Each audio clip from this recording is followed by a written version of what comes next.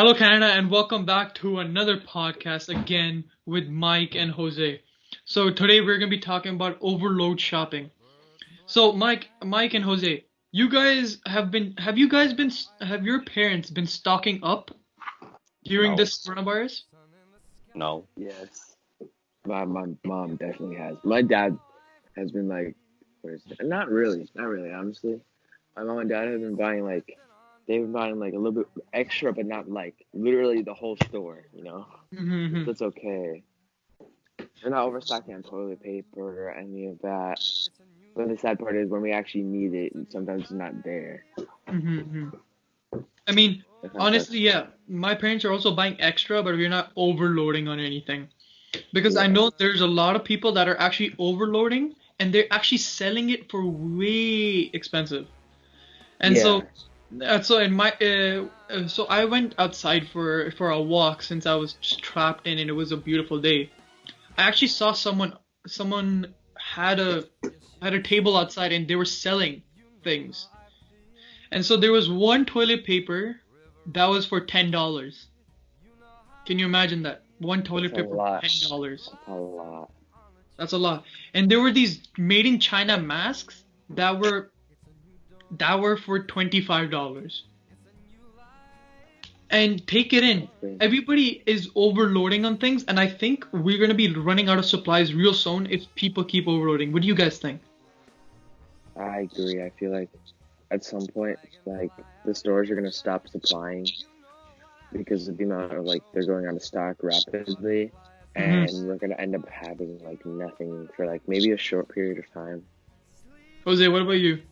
Um, Same here. I think that's gonna happen. Like where everything's just gonna go gone, like Hmm. missing. Um, and also like meats already stopped, like Hmm. producing. Like meats are gone. Like what they have Yeah, now is all they have left. And so my dad actually works for a company that actually produces masks, hand sanitizers, and things like that, and just stuff that you really need. And so actually, my dad says that the hospitals are in great need of masks right now. And they're running out of masks because the public is buying too many of them for no reason, and they're selling them for too expensive. And people are buying just there are a lot of people buying random stuff because I went to a shop with my dad, and so me and my dad we wear bandanas around our nose and our mouth to cover because there's no point of buying such an expensive mask. Am I right? yeah. Yeah. Just put a piece of clothing on you. And so there was a really old man, and he was looking for his medicines, and they actually ran out because there was someone that bought a bundle of 20 packs and things like that people were buying. And so we obviously felt sorry for the man because he needs them. He actually needs them. And so me and my dad we bought it and we went outside and we actually saw when we went into the parking lot, and we actually saw someone set up a table that had medicines on it, that had food on it, and I think those people are really like heartless people, Jerks. jerks and Definitely. heartless people, and I feel like those guys should be stopped and police should actually do some get some action against them. What do you guys think? Do you guys think that it's Yeah, like yeah, it's like on eBay you can't sell stuff. mhm. Like Yeah. you can't sell hand sanitizer, toilet paper, all that.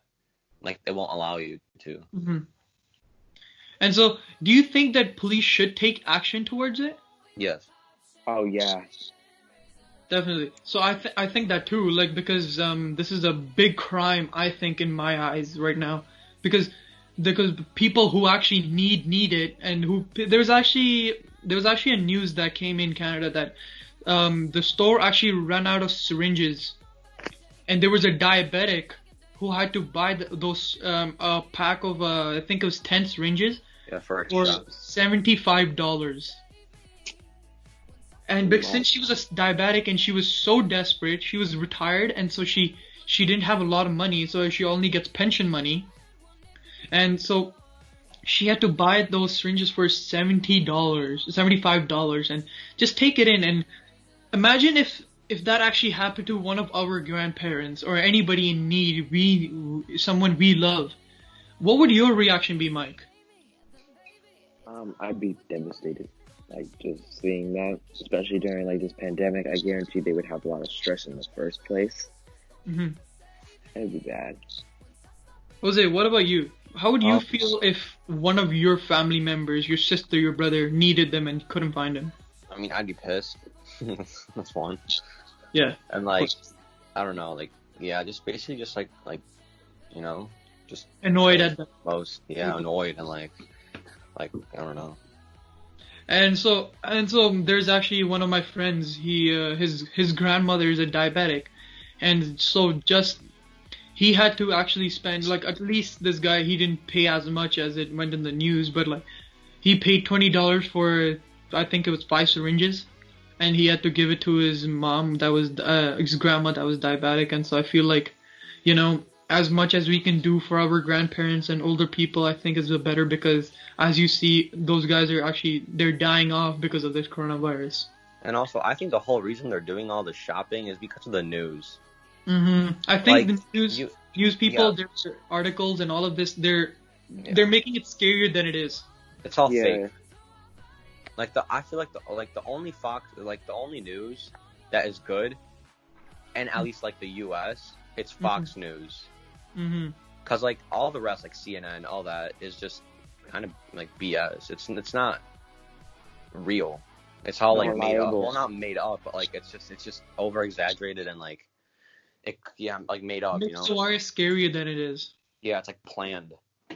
I mean anything for the TRP. Am I right? Yes. Anything for the TRP. Thank you guys once again coming to my podcast. As usual, it's a pleasure talking with you guys and discussing these. Thank you, Mike, and thank you, Jose. Thank you, Canada, for listening, and we'll catch you on another one. Peace.